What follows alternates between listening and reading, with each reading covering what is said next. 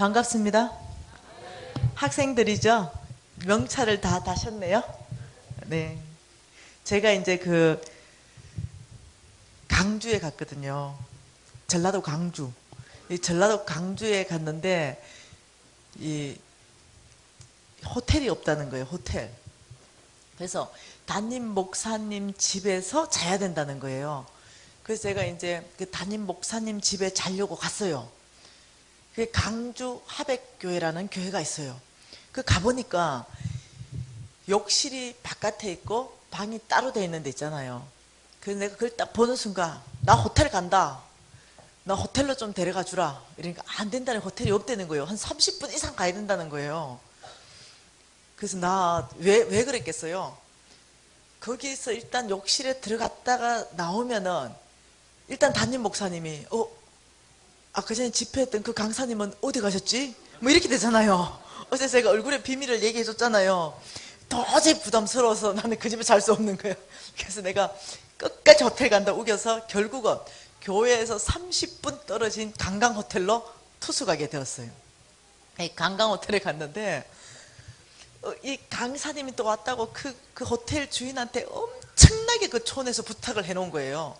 그 호텔 중에 가장 큰 방에 들어갔어요. 그리고 제가 이제 인터넷을 좀 연결하려고 이 와이파이를 연결하니까 아무리 해도 안 잡히는 거예요. 그래서 제가 프론트로 전화했어요. 있잖아요, 와이파이 안 돼요? 이렇게 얘기한 거예요. 그러니까 와이파이 찾습니까? 네. 이러니까 아이고 식당을 문 닫았는데 어쩌죠? 이러는 거예요. 그래서 내가 네? 이러니까 지금 우리 지하에 식당이 문 닫아서 내일 아침에 그 파이 좀 찾으면 안 되겠습니까? 이러는 거예요. 그래서 제가 네, 내일 아침 식당에서 찾도록 하겠습니다 하고 전화를 끊었어요.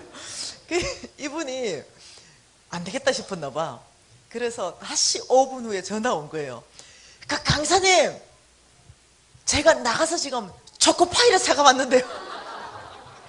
초코파이는 안 되겠습니까? 이야, 죽어버렸다니까. 강주에서 있었던 일입니다. 이제 집회하러 다니다 보면 이 중국이잖아요. 이런 일들이 많아요. 안녕하세요. 사모하는 마음으로 나오셨죠? 네. 자, 제 집회 어저께 첫 강의를 하면서요, 여러분이 눈치채신 게 뭐였냐면은 별로 적을 게 없네. 그냥 듣고 은혜 받고 이러면 되겠다. 이 눈치챘을 거예요. 별로 적을 거 없는데 지금 이거 적으셔야 돼요. 그리고 외우셔야 됩니다. 3일 동안 요거는 제가 여러 번 얘기할 거거든요. 성경 그 전체 어저께 3,000구절 이상 재정에 대해서 얘기한다 그랬잖아요. 그 중에 이 3,000구절을 통해서 재정에 대한 올바른 태도를 3가지로 뽑아냈습니다. 자, 재정에 대한 뭐라고요? 올바른 태도 3가지인데 첫 번째가요, 재물에 노예되지 않고 재물을 노예로 다스린다. 적으세요. 제가 이거 다 압축해서 적을 겁니다. 재물에 노예되지 않고 재물을 노예로 다스린다. 자, 두 번째 올바른 태도는요, 재물을 보물처럼 여기지 않고 잘 관리한다.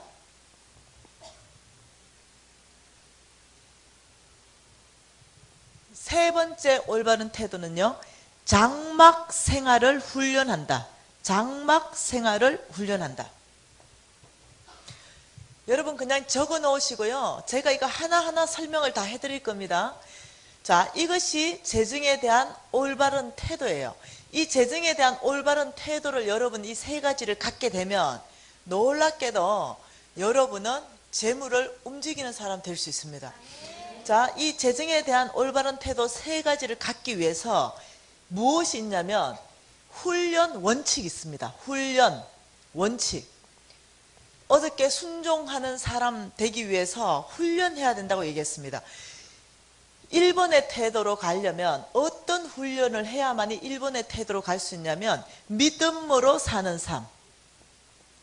이 믿음으로 사는 삶을 여러분 삶 안에 훈련하셔야만이 재물을 노예로 다스릴 수 있는 놀라운 사람 될 수 있습니다. 두 번째, 청지기의 삶, 청지기. 여러분 안에 이 청지기의 삶이 훈련되어질 때 재물은 더 이상 여러분에게 보물이 아닙니다. 여러분은 하나님의 청지기로 재물을 관리할 수 있는 사람 될 수 있습니다. 세 번째, 장막 생활을 훈련하기 위해서는 단순한 삶을 훈련하셔야 됩니다. 단순한 삶. 이 단순한 삶에는요, 하나님이 따주지도 묻지도 않고 하나님이 뭔가 주라고 한다면 여러분이 하나님 음성에만 따라서 주는 법을 훈련해야 돼요. 주는 법. 자, 여기에서 또 하나는 나는 주는 건 잘하는데 받는 건 못한다는 사람이 있습니다. 그렇지 않습니다. 여기서 훈련돼야 되는 건 받는 훈련도 해야 됩니다. 나는 받을 자격 없는데 주의 은혜로 오는 것들이 있어요. 그것을 주님이 주셨다는 인정 아래서 감사함으로 받는 것. 예, 이 연습도 하셔야 됩니다. 받는 연습. 여러분, 받는 것 이거 못하는 사람, 그 깊은 내면 안에 들어가면요, 두 가지로 나옵니다. 뭐가 나오냐면은, 죄송합니다, 예, 열등감이 나와요. 열등감. 못 받는 사람들, 이 열등감이 나오고, 또 하나는 불신앙이 나옵니다. 그래서 받는 거 이거 중요합니다. 감사함으로 받는 연습.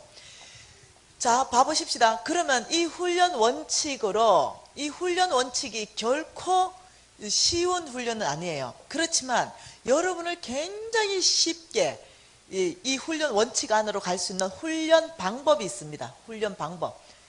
어떤 훈련 방법으로 나를 훈련하면은 이 원칙 안으로 가냐는 이 훈련 방법은 제 강의 전체 안에서 가장 중요합니다.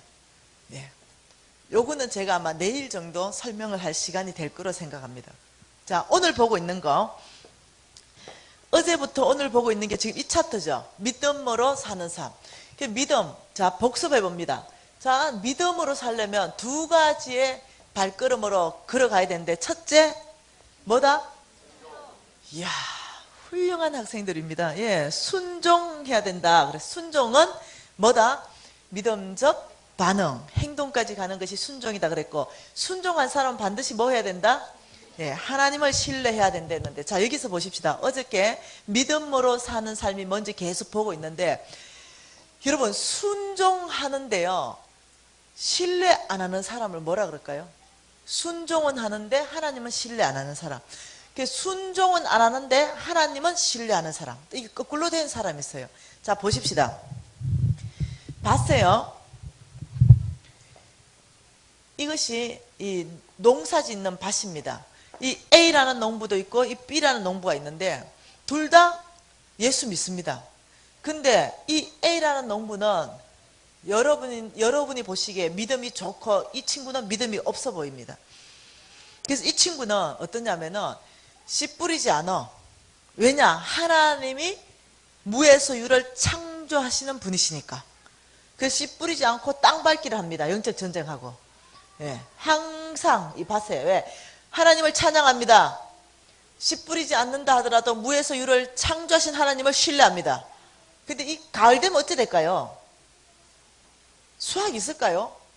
이 수확이 없겠죠. 근데 여기는 씨도 뿌립니다. 잡초도 캐주고. 이 사람 가을 되면 어떻게 될까요? 이 사람이 생각할 때 이 사람은요, 믿음 없는 사람처럼 보여요.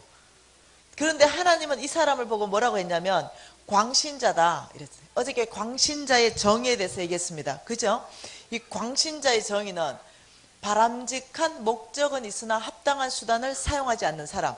그래서 바람직한 목적은 풍성한 수확. 근데 합당한 수단은, 풍성한 수확을 얻기 위해서 합당한 수단은 씨를 뿌리고 잡초를 뽑고 이렇게 돌봐줘야 된다는 거죠. 그래서 이런 사람은 성경에서는 믿음 좋다고 얘기하지 않고 우리는 얼핏 보면 믿음 좋다고 얘기하는 거예요. 이런 사람은 성경에서는 광신자다. 죄송해요. 미쳤다. 이렇게 얘기하는 거예요. 그런데 이 사람은 어떠냐면은 성경에서 열심히 부지런히 건면하고 성실하는 데는 반드시 하나님이 열매 내겠다. 이 사람 밭에는 예수 믿지 않는다 하더라도 이 사람 밭에는 열매 나게 돼 있다는 거예요. 그래서 다시 말하면 순종은 안 해요. 근데 아버지는 무지 신뢰해. 내 순종의 정의가 뭡니까? 내가 할 일은 내가 하는 것. 신뢰의 정의는 뭡니까? 하나님이 하실 것을 하나님이 하시는 것. 예. 내가 할 일이 빠진 내가 할 일은 빠지고 하나님이 하실 일, 하나님 순종만, 신뢰만 하고 있다고 우리가 결과를 얻을 수 있냐면 결과를 못 얻는다는 거예요. 그래서 어저께 많은 시간에 거쳐서 이 믿음으로 사는 게 뭐냐는 시간을 그렇게 투자해서 우리가 함께 봤던 거예요. 믿음으로 사는 거. 신뢰의 정의, 뭐라고요? 네, 그것이 세 가지 단어로 기억하시는 게 뭐라고요? 하나님께 소망을 두고, 하나님이 나에게 가장 좋은 것을 주실 거라는 기대를 하나님께 두고, 나의 모든 안정감을 하나님께 두는 것이 신뢰이다. 어저께 그렇게 정의를 했습니다. 그래서 믿음에서 순종과 신뢰, 이 두 발자국. 순종이 빠진 신뢰는 광신자고, 신뢰가 빠진 순종은 또 뭐냐는 거죠. 내가 할 일은 내가 해요. 근데 하나님은 절대 신뢰 안 해. 이런 사람은요. 예, 이런 사람을 불신앙이라 그래요. 불신앙. 예, 이 두 가지 다 한쪽이 빠지면은 우리가 원하는 열매는 맺을 수 없다. 이렇게 말했습니다.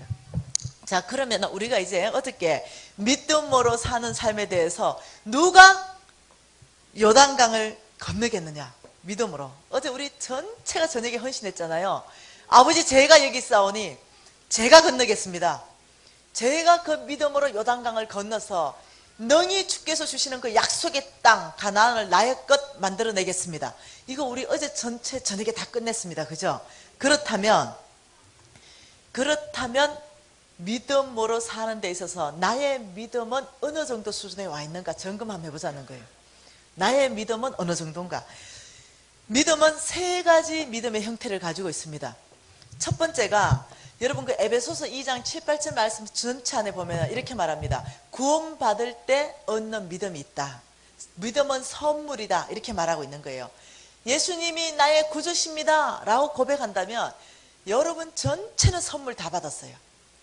그것이 에베소서 2장에서 말하는 구원받을 때 선물로 주시는 믿음이에요. 여러분 다 가지고 있습니까? 오케이. 저와 여러분 다 가지고 있습니다.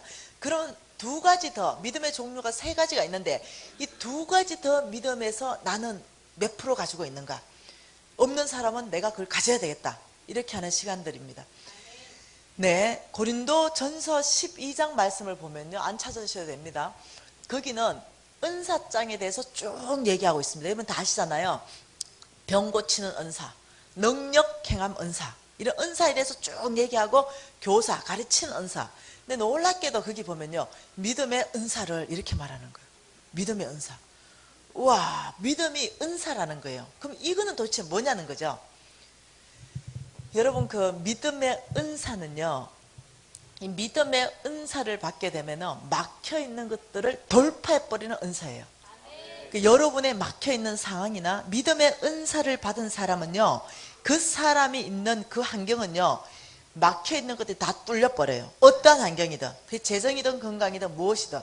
그래서 이 믿음의 은사는 굉장히 우리가 믿음으로 사는데 중요한 은사인데요, 쉽게 여러분하고 나눠보면 이겁니다. 가나안에 정탐꾼이 갔습니다. 근데 이 10명의 정탐꾼이 왔죠. 그러면서 우리가 어떻게 이 땅을 보고할까 생각한 거예요. 근데 딱 한 가지 보고하려고 하니까 뭐 보고할 게 없어. 왜냐?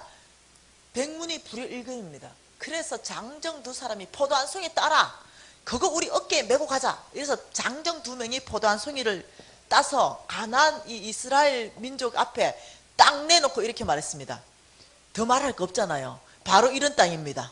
그 포도 한 송이 보고 어떻게 하겠어요? 과연 젖과 꿀이 흐르는 땅이다. 이 말이 다 끝난 거예요. 이런 땅입니다. 이러니까 가나안 땅에 갔다 온 정탐꾼들이 이 보고에 이스라엘 민족들이 와, 과연 하나님이 젖과 꿀이 흐르는 땅을 주셨구나 하고 흥분했을 거예요. 그런데 그러잖아요. 잠깐만.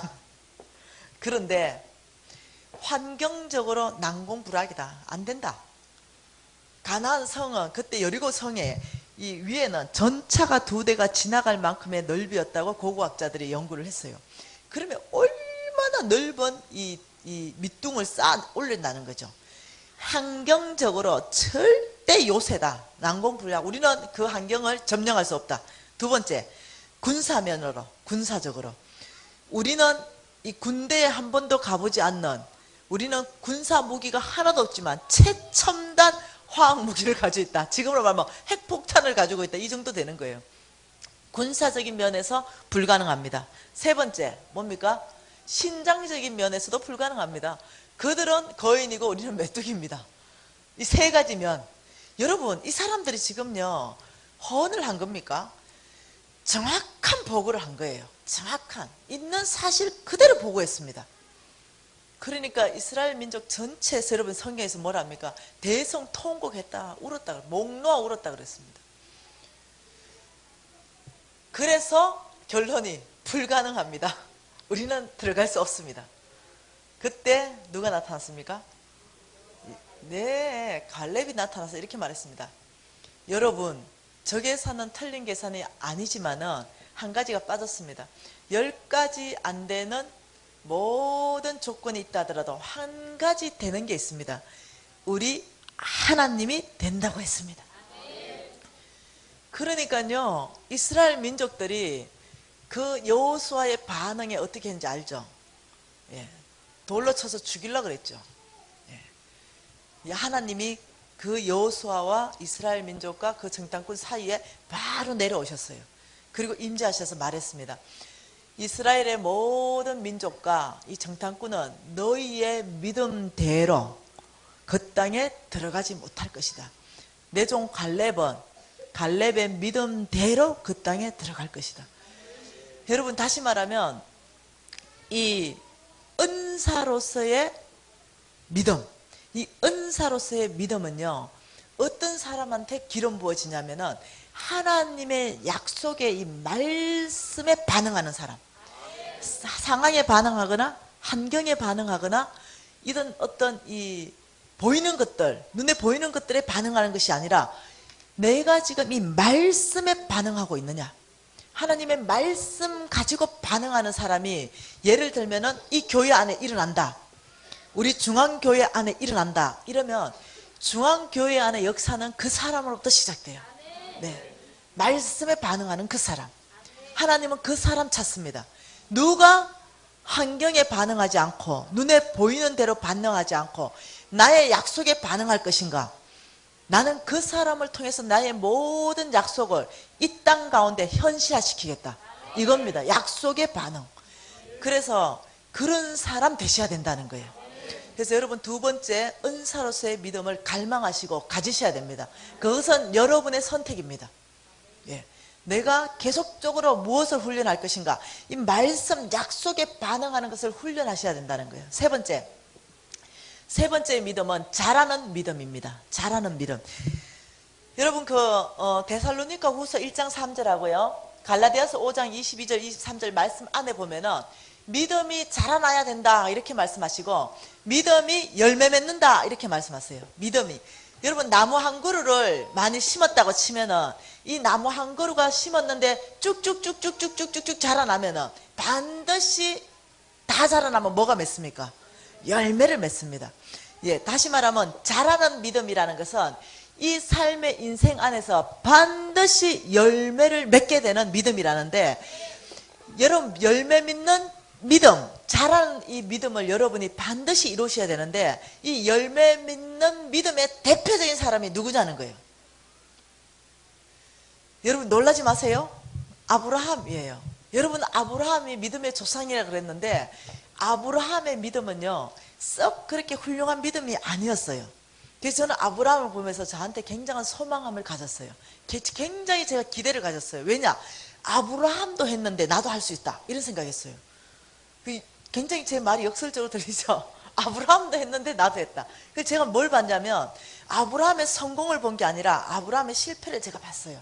어떤 실패를 봤냐면 이 아브라함이, 여러분 보시면요 아브라함은 참 믿음의 사람이었어요. 왜냐하면은 아브라함은 말씀을 따라갔다 이렇게 말했어요. 창세기 12장에 보시면요, 자 창세기 12장 4절 한번 봐보십시다. 그 창세기 12장 1절에요 여호와께서 아브라함에게 이르시되 너는 너의 고향과 친척 아버지의 집을 떠나 내가 내게 보여줄 땅으로 가라 해서 아브라함을 불러냅니다. 이때 아브라함의 반응이 뭐냐면 4절입니다. 이에 아브라함이 시작 여호와의 말씀을 따라갔고. 자, 여러분 이런 중요한 대목은 줄 좀 치세요. 아브라함이 여호와의 말씀을 따라갔다. 이게 뭡니까? 믿음으로 사는 사람 삶을 결정했다는 거예요. 다시 말하면 우리가 믿음으로 사는 삶을 결정하기 위해서는 말씀을 따라가야 되는 거예요. 이것이 믿음으로 사는 것입니다. 그런데 아브라함이 믿음으로 살기로 태산처럼 결정했을 거예요. 모든 걸 버리고 따라가야 되는데, 아버지 저는 오직 주님만을 믿고 따라가겠습니다.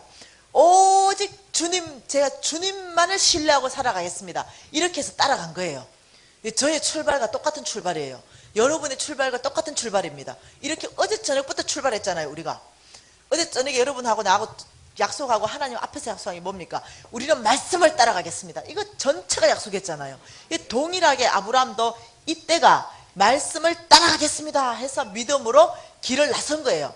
그러니까 아브라함이 실질적으로 행동으로 집 보따리 다 꾸려서 걸어갔다는 거예요. 믿음으로 사는 출발은 믿음적 반응이 있어야 된다 그랬잖아요. 그런데 그 땅에 갔는데요, 하나님이 말씀하는 그 땅에 갔는데 뭐가 있었습니까? 그 땅에 여러분 잘 아시잖아요. 그 땅에 갔더니 그 땅이 뭐 들었더라? 흉년, 기근 들었더라. 여러분 보세요. 하나님이 그 땅으로 불렀는데 그 땅이 흉년이 들었어요. 근데 우리 상식적으로 하나님이 부르신 땅이 흉년 들면 안 되잖아요. 그런데 그 땅이 흉년 들었어요. 왜 그럴까요? 왜 그 땅이 흉년 들까요? 그거는 좀 이따가 또 말씀 안에서 다 풀어보십시다. 그 땅에 흉년 들었을 때는요, 하나님이 약속하신 땅, 그 땅에 흉년 들었을 때는 그 땅에서 끝내야 돼요. 그 땅에서 하나님 만나야 되거든요. 그 땅에서 하나님이 그 사람을 그 약속의 땅으로 불러가지고 흉년 들게 해서 그 사람 죽이는 거 아니거든요. 그 흉년 안에서 하나님이 가르치고 싶은 것들이 있거든요. 그 태풍 안에서 하나님께서 하나님 말씀하시고 싶은 게 있는 거거든요. 하나님의 놀라운 사람으로 거듭나게 만들어야 되거든요. 그 광야에서 하나님을 경험해야 되거든요. 그래서 그 땅이 기근 들었을 때는 하나님의 목적이 있거든요. 하나님의 계획이 있거든요. 그런데 아브라함이 애굽으로 피신해 가버립니다. 그 땅 버려버리고 어디로 가냐면 물이 넉넉하고 양식 있는 애굽으로 내려가 버려요. 애굽으로 내려가니 그때부터 문제 생겼어요. 양식은 넉넉한데 뭐가 있었습니까? 하나님보다 더 큰 바로가 있는 거예요. 예, 여러분 문제가 크게 보이고 두려움이 들어와보면 하나님은 작게 보여요.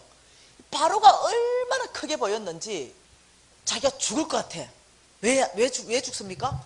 너무나 아리따운 사라를 통해서 자기가 죽을 것 같은 거예요. 여보 잠깐 좀 와봐. 이렇게. 당신이 너무 아리따워서 사람들이 날 죽이고 당신을 취할 것 같으니까 나를 오빠라 좀 불러줘. 이렇게 하면서 사라 오빠 아브라함이 된 거예요. 그러니 왕궁으로 시집가 버렸잖아요. 사라가 왕궁으로, 쉽게 설명하면 마누라 팔아먹었다 이거예요. 이 마누라를 팔아먹었어. 근데 왕궁으로 시집간 사라 얼마나 기가 막히겠어요. 근데 놀랍잖아요. 하나님이, 이 아브라함은 언약 백성이잖아요. 하나님과 아브라함의 언약 관계가 체결된 백성이에요. 그러니 이 언약을 하나님은 하나님 우리하고 달라요. 한번 언약 세운 건 변개치 않은 분이에요. 우리가 실수했다 하더라도 하나님은 변개치 않으세요. 우리의 실수했다 하더라도 그 언약은 그대로 이루시는 분이 하나님이세요. 그래서 하나님이 찾아갔습니다. 바로 얘 이놈 내놔라. 그래 어떻게 하겠어요? 바로가 사라 보내면서 재산 한 꾸러미 꾸려가지고 아브라함한테 끌고 왔습니다. 하나님이. 아브라함 놀랬죠. 네? 이를 보니까 사라가 오긴 왔는데 재산을 한 꾸러미 끌어왔어요. 여기 있다. 여러분 한번 생각해봐요. 아브라함이 얼마나 처참했을까? 얼마나 비참했을까? 믿음의 말씀에 따라갔는데 마누라 팔아먹은 정도밖에 안 되는, 하나님은 보이지 않고 그 문제가 보여서 이 바로가 너무 크게 보이니까, 만일 그때 하나님이 엄청나게 크게 보이고 바로가 작게 보였다면 그 문제 아무것도 아니거든요. 하나님이 다 보호하실 거니까. 하나님이 크게 보이면 문제와 상황은 작게 보입니다. 문제와 상황이 크게 보이면 하나님이 작게 보이게 돼 있는 거예요. 그래서 이렇게 했을 것 같아요. 아브라함이 그 꿇어 엎드렸을 것 같아요. 하나님 앞에 납작 엎드려서, 하나님, 제가 죽일 놈입니다. 제가 나쁜 놈입니다. 하나님 저를 벌하소서. 이러니까 하나님 뭐라 했을까요? 야, 너 그거 알면 됐다. 괜찮다. 하나님 이랬을 거예요. 하나님 성품이 그래요. 다시는 마누라 팔아먹지 마라. 하나님 이랬을 거예요. 그 아브라함이 뭐라 했게, 다시는 내가 마누라 안 팔아먹습니다. 한 번 더 팔아먹으면 제가 10손가락에 장을 찌십니다. 이렇게 됐을 거예요.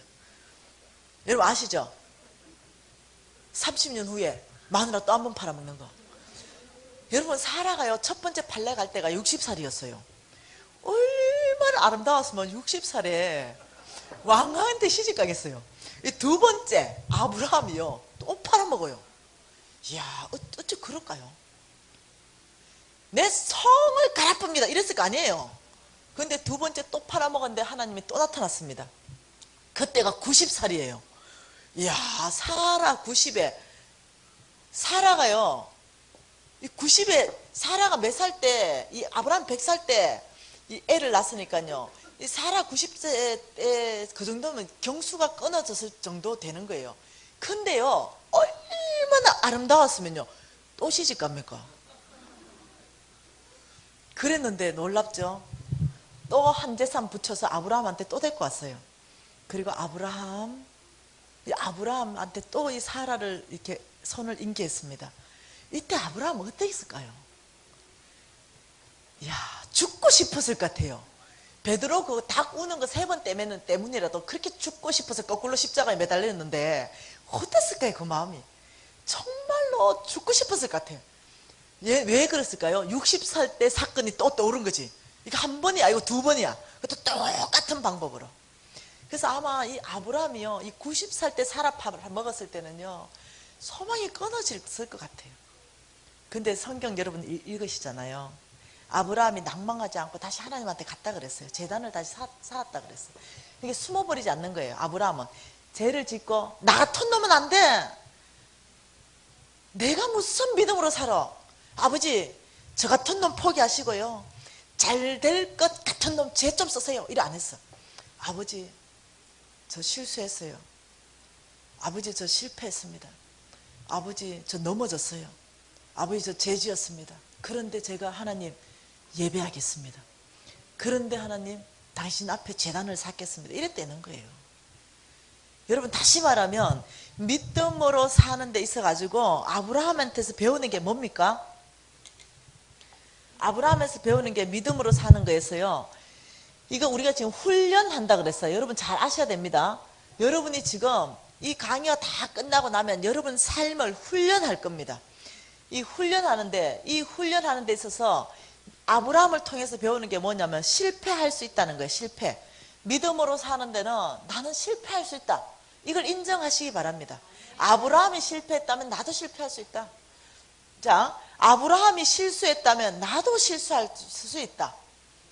믿음으로 사는 데 있어서 아브라함이 죄를 졌다면 나도 죄를 지을 수 있다. 이거 세 가지 좀 인정하자는 거예요.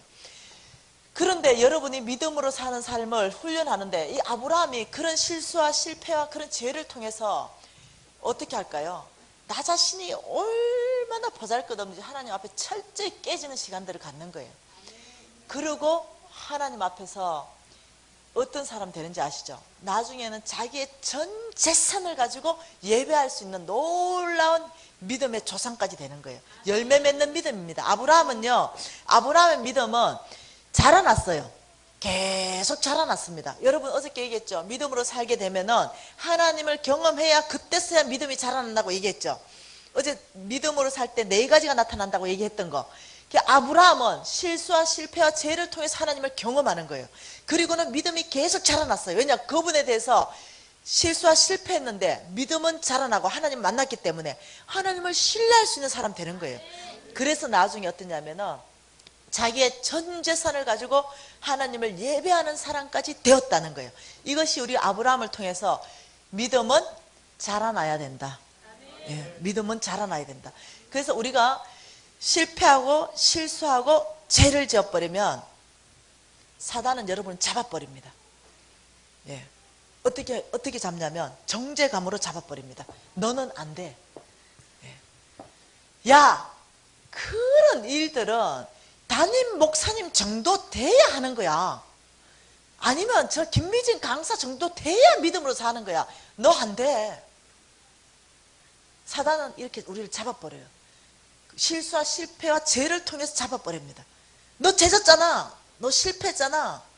너 못 산다니까. 왜냐? 너 저번에도 또 지었잖아. 내 옛날에 지은 죄까지 다 덜쳐내. 그래서 잡아버리기 때문에 우리는 못 살아요. 더 이상 살 수 있는 힘을 잃어버립니다. 그래, 나는 그냥 요렇게만 살지. 여기서 끝나는 거예요. 그래서 제가요, 하나님의 성품을 잘 몰랐을 때입니다. 제가 동일한 실수, 동일한 실패, 동일한 죄 가운데 있는 내 모습을 발견했어요. 그래서 하나님 앞에 가서 회개했어요. 아버지, 저 이런 실수, 실패, 죄를 지었습니다. 용서해 주십시오. 이렇게 하고 며칠 못 가서 또 동일한 실수와 실패, 죄 가운데 들어가는 거예요. 그래서 너무 낭망이 되는 거예요. 내가 무슨 믿음으로 살겠냐, 이런 생각이 드는 거예요. 그래서 하루 하나님 앞에 가서 앉았어요. 너무 슬프더라고. 믿음으로 살고 싶은데 믿음으로 사라지지가 않은 거예요. 나의 영적 근육이 믿음으로 안 사라져. 그래서 한번 하나님 앞에 앉아서 펑펑 울었어요. 그리고는 아버지, 저요 이제 무슨 죄 말하기도 남사스러워. 또 지었어요. 이제 또 아버지, 저 또 지었어요. 이 말만 했어요. 그런데 그때 하나님의 음성을 제가 정확하고 명확한 게 심장에 박혔어요. 너 또라니 무슨 얘기냐? 깜짝 놀랐어요. 너 또라니 무슨 얘기냐? 나는 오늘 너한테 처음 듣는다. 그러면서 하나님 말씀 구절이 생각났어요. 이제 네가 고백한 모든 죄들은 내가 기억하지도 아니한다. 그 말씀이 심장 안으로 들어왔어요. 우리는요, 죄를 졌고 실수했고 실패했다 하더라도 하나님 앞에 나가서 고백하고 다시 살기로 결정하는 그 순간 동안 하나님 기억 속에요, 잊어버리시는 거예요. 그래서 내가 오늘 죄 졌다면요, 그 처음 짓는 죄예요. 이해되시나요? 근데 사단은요, 아니에요. 우리의 모든 30년 전의 죄까지 다 기억나게 하는 거예요. 예. 그래서 우리를 어떠냐면 올무로 잡아버립니다. 그래서 너 살 수 없을 거야. 너 못 해낼 거야. 못 한다니까. 너 같은 사람이.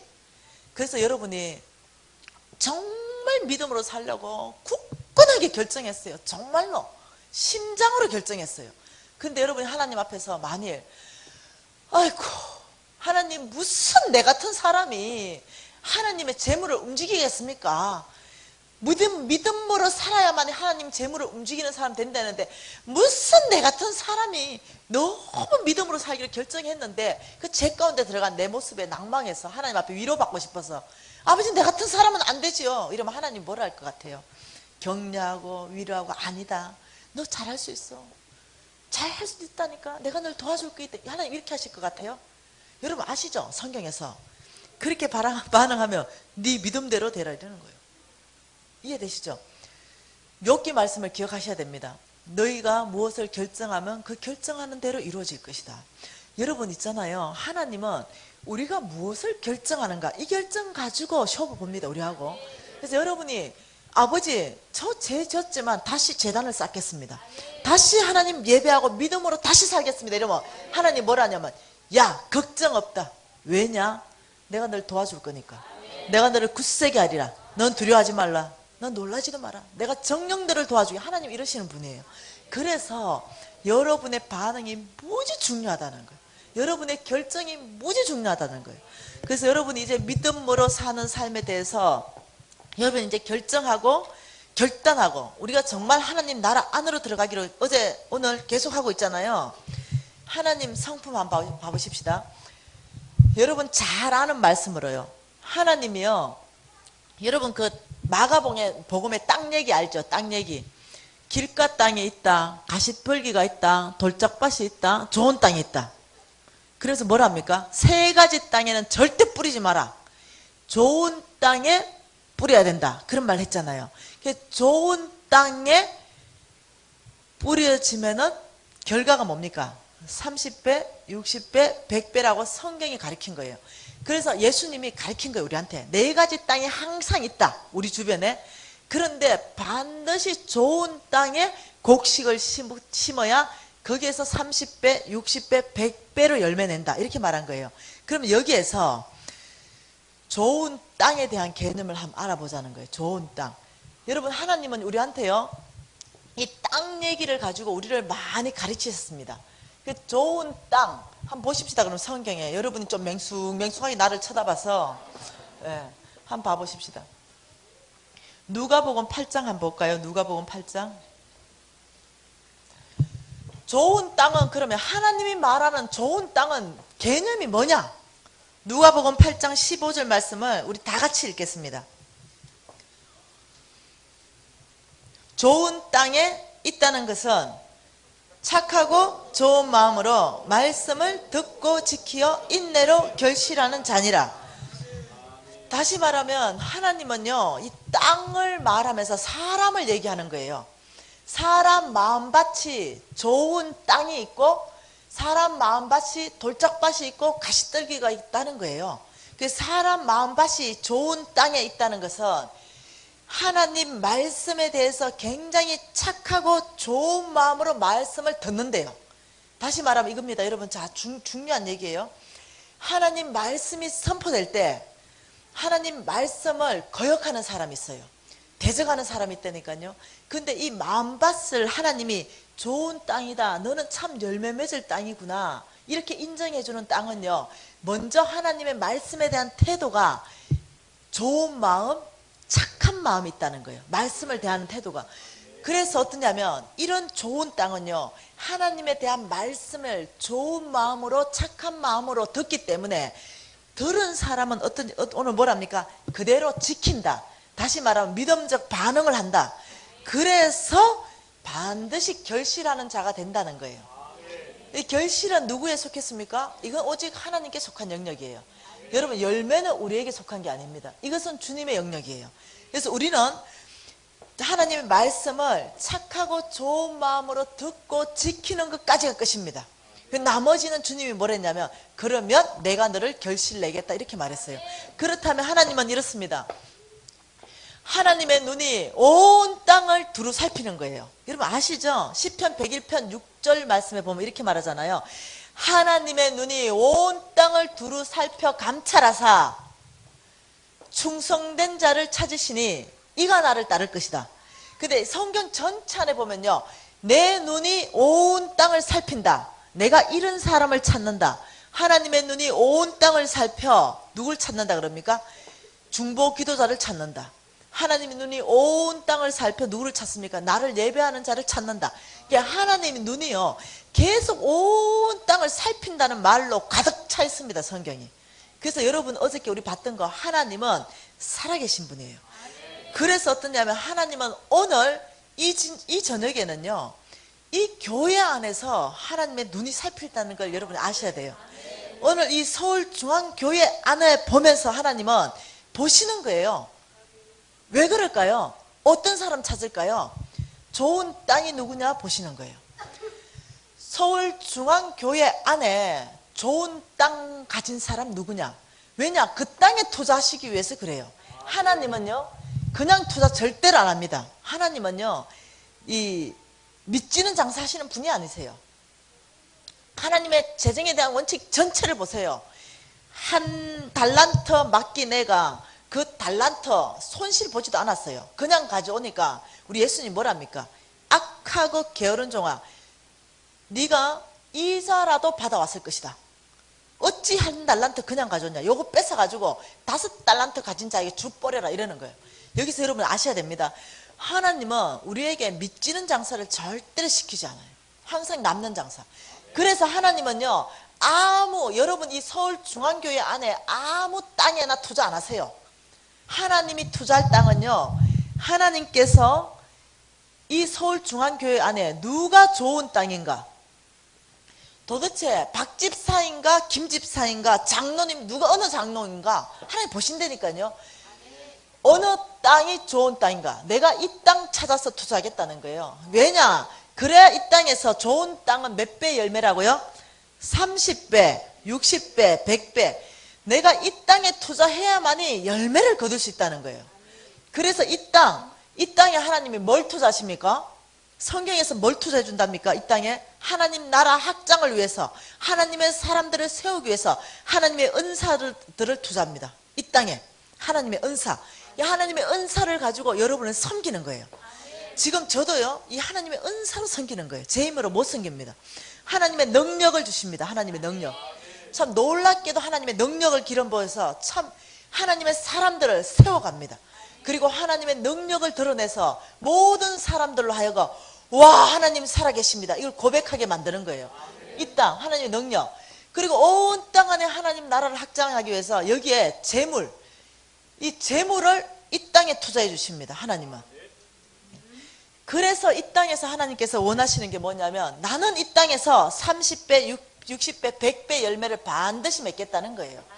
그래서요, 12제자로 시작한 이 하나님의 나라가요, 지금 저희들한테까지 와 있는 거예요. 하나님의 역사는 배가의 역사입니다. 여러분 속지 마세요. 통계에 속지 마세요. 통계가 이렇게 말했습니다. 교인들이 주로 갑니다. 하나님 나라가 쇠퇴하는 것처럼 통계가 나오죠. 아니요.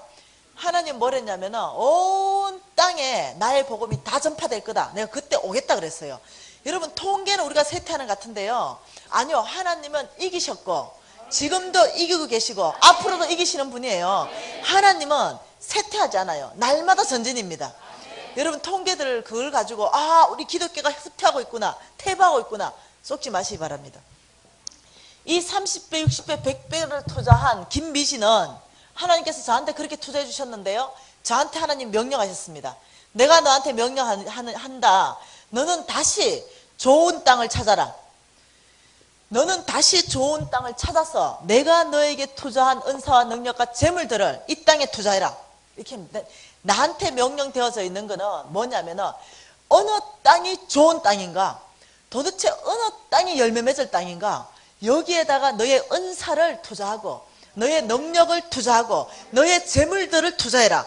그러면 내가 그 땅 안에서 30배, 60배, 100배는 반드시 열매 내겠다. 이것이 하나님의 약속입니다. 그래서 우리의 책임은, 저와 여러분의 책임은 좋은 땅 되는 결정을 여러분이 하셔야 되고, 두 번째, 좋은 땅 된 여러분에게 하나님의 뭔가를 투자해 주시면 다시 반드시 좋은 땅에 투자해야만 이 삶에는 기름 부으심이 끊어지지 않는다는 거예요. 그래서 이 좋은 땅을 찾는 건 저와 여러분의 책임입니다. 제가요, 이 교회를 몰랐어요. 근데 박계현 선교사님이 이 교회를 소개할 때 좋은 땅이라는 거예요.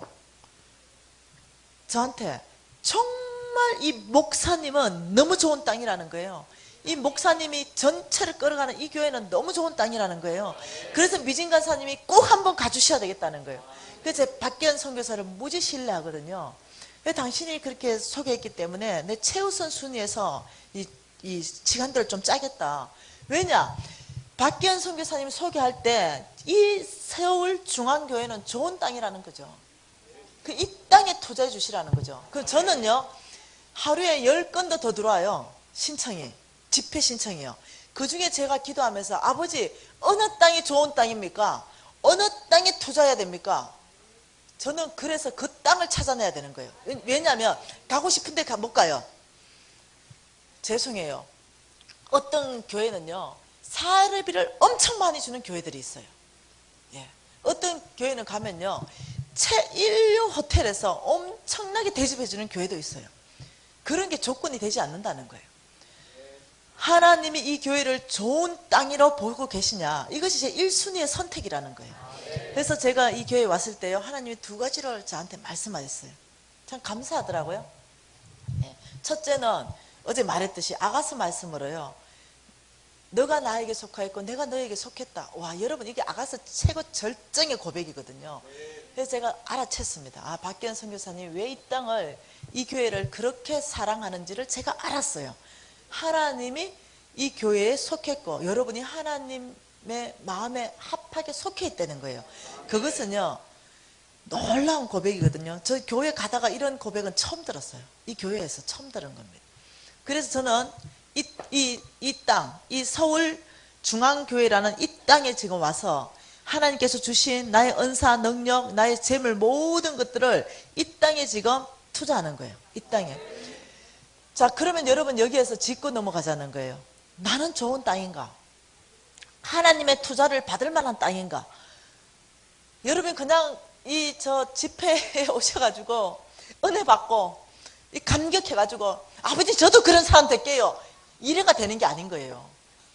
예, 그래가 되는 게 아니고 좋은 땅으로 여러분이 바꿔야만 그래야 되는 거예요. 다시 말하면 내가 하나님의 말씀에 대해서 내가 좀 반응하는 게 좀 어떨까? 이런 것들. 여러분 좋은 땅인지 아닌지 내가 한번 증명시켜 드려볼까? 예? 한 가지만 얘기할게요. 제 재정 강의 특징은요, 헌금하라 얘기 없으니까 걱정하지 마세요. 여러분이 헌금하고 나하고 뭔 상관이에요? 여러분이 헌금하시는 거하고 나하고 뭔 상관이냐고. 하나님 나라에 뭐 상관이 있겠지만 전 그래서 헌금하라 소리를 잘 안 해요. 헌금하고 안 하고는 여러분이 결정이에요. 그러니까 어떤 분들은 오해해요. 와, 목사님이 말 못하는 거 재정 강사 불러가지고 우리를 빡세게 쪼아서 헌금하게 만드는 거 아닌가? 웃는 사람 뭐예요? 생각을 한 거예요? 네, 저 그런 사람 아니에요. 네, 그런 집회 가지도 않는 사람이고. 저는요, 내가 실패했던 사람이기 때문에 하나님의 원칙만 제가 여러분에게 축복하기 위해서 온 사람이에요. 다른 어떤 목적도 없어요, 제 안에는. 여러분, 자, 보십시오. 제가 여러분 땅을 지금 점검해 볼게요. 하나님이 이렇게 말했습니다. 내 재물이 있는 그곳에 내 마음이 있다. 이렇게 말했어요. 다시 말하면 내가 아프리카를 너무 사랑합니다. 하나님, 눈물 콧물 다 빼도 내가 재물이 아프리카에 가지 않는 동안 하나님은 네가 아프리카를 사랑한다 인정할 수 없다는 거예요. 근데 내가 정말 사랑하면요, 그 땅에는요 재물이 가게 돼 있어요. 그러니까 하나님은 아프리카에 내가 재물을 주는 거 보면서 네가 아프리카 땅을 사랑하구나. 하나님이 이게 그렇게 말씀하셨어요. 하나님이 네 재물 가는 그곳에 네 마음이 있다. 하나님 판단 기준이에요. 그렇다면 여러분 한번 봐보십시다. 예를 들어서 교회에서 좀 부담스러운 헌금 얘기가 나왔어요. 그러면 여러분 안에 올라오는 게 뭐냐는 거죠. 올라오는 거. 헌금 이러면 여러분 안에 올라오는 거. 와, 놀라운 하나님을 섬길 수 있는 저의 찬스네. 내가 이렇게 올라오냐고요. 아니면은 뭐 또 돈 얘기냐? 이렇게 또 올라오냐고. 여러분 안에 올라오는 거. 여러분 안에 올라오는 거. 여러분이 하나님을 얼마만큼 사랑하는지, 여러분이 하나님 나라가 온 땅으로 얼마만큼 확장되기를 원하는지, 여러분의 영적 성숙도, 여러분의 영적 성숙도가 얼마인지는요, 헌금에 대해서 내 안에 심장에서 올라오는 게 뭔지를 딱 보면 정확한 척도입니다. 이해되시나요? 그렇기 때문에 여러분이 내 안에 지금 하나님 말씀에 대해서 좋은 땅인가, 가라지 땅인가, 돌짝밭인가, 이런 것들이 여러분 안에 스스로 알 수 있어요. 말씀에 대해서 나의 반응. 그렇기 때문에 꼭 헌금만 얘기하는 게 아니에요. 다른 것도. 말씀이 딱 들어왔을 때, 나한테 부딪혔을 때 나의 반응. 그 좋은 땅은요, 회개해버려요. 바로 순간적으로 회개해버리고 돌짝밭을 골라내버려요. 아버지, 제 안에 하나님의 이 좋은 것들을 막는, 기운들을 막는 이 돌들, 이런 걸 적시로 회개로 골라내는 거예요. 적시로 옮겨놓습니다. 바로 옆으로. 그리고 여러분, 그 돌이 많은 돌밭을, 돌을 다 골라내면은 옥토로 바뀌어요, 그것이. 그래서 지금까지 여러분이 어떤 땅이었는지 저는 관심 없어요. 오늘까지 관심 없습니다. 어떤 땅으로 여기 앉아 계신지도 관심 없어. 단지 저의 오늘 관심은 지금 이 순간에 하나님이 투자할 만한 이 좋은 땅 되기로 결정하시느냐, 저는 지금 여기에 관심이 있는 거예요. 왜냐하면 오늘 결정하는 그 사람에게는 하나님은요, 그게 좋은 땅 될 수 있게끔 그 안에 하나님이 은혜를 베푸세요. 참 놀랍게도 그 사람 안에 감격을 주세요. 그리고 오늘 좋은 땅 되기로 결정하시면 그 사람에게요, 제가 받았던 계시 있죠, 이 재정에 대한 계시가요 그 사람에게 흘러 들어가기 시작해요. 참 놀라운, 제가 재정 강의를 많이 다니잖아요. 그런데 뭔가 한번 배워보자, 내 모르는 얘기 하는가 보자, 딱딱하고 굳어져 있는 마음으로 앉아 있잖아요. 그 하나님도 어떻게 할 수 없어. 하나님이 하실 수 있는 방법은 소천시키는 수밖에 없어. 방법이 없어. 아예 마음은 콱 닫고 있는데 안 듣기로 내가 결정하는데. 그러니 여러분이 결정하시는 거예요. 오늘 좋은 땅 되기로 결정하시겠습니까? 손 한번 들어보세요. 난 오늘 좋은 땅 되기로 결정한다. 네. 그럼 오늘 이 땅을 주님께서요, 이 재정 강의 전체 안에서 제가 축복할 거라 확신하거든요. 잠깐 기도하십시다. 어떻게 기도하냐면, 아버지 이 재정 강의를 들을 때 정말 제 안에 제가 좋은 땅 되기로 준비되기를 원한다고. 그리고 아버지 내 안에 착한 마음과 선한 마음을 채워주십시오. 그래서 내가 이 재정 강의의 말씀에 대해서 제가 착하고 선한 마음으로 반응해서 이 말씀을 듣고 지키는 사람 되게 해달라고 하나님 앞에 요청하십시다. 이 요청에 하나님 응답하실 줄 제가 믿습니다. 통성으로 기도하시겠습니다. 하나님 아버지 감사합니다.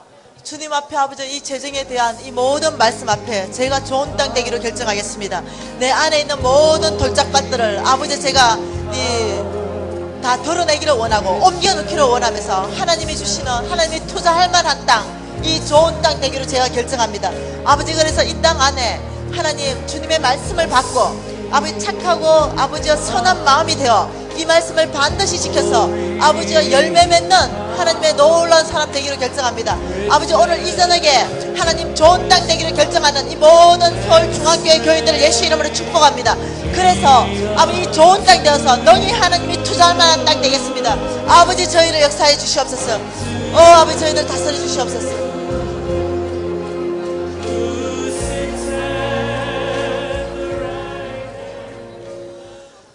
아버지 감사합니다. 오늘 지금 이 밤에 우리 서울중앙교회에 모여있는 모든 우리 형제자매님들 좋은 땅 되기로 결정했습니다. 아버지 좋은 땅 되기로 결정한 아버지 이 땅 가운데 주께서 약속하신 말씀을 이루어 주시기를 원합니다.